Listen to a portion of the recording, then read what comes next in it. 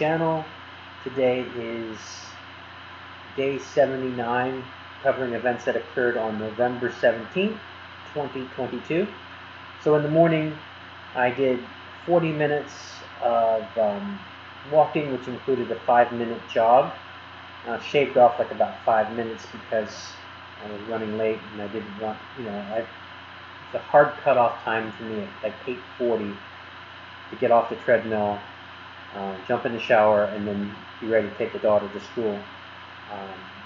So I took my daughter to school, and then came back and did an 8-hour shift for ACA sales. I'm getting better at that. It's long days, but I'm getting better at it. They just kind of throw you out there, and just hopefully that you figure it out. You do. You really do figure it out. Nothing else for me to say. You learn how to get creative, and you learn how to, remain professional. And there's a lot of interesting stories and anecdotes that I can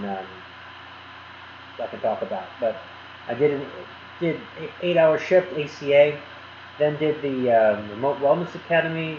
Did a little bit of a class. There's one really big lesson that's 2 hours long. It's taking me a couple of days to go through this because it's so lengthy. And at the end, after doing the ACA sales, just been really tired. So just doing a little bit of watching it a little bit every day, and doing also books every day, and with the book business, repricing, and that's pretty much it. So full day, definitely a full day. Doesn't sound like it, but it really is. It's a full day, and I don't have anything else to report. Like, comment, subscribe, and I will talk to you again tomorrow. Thank you.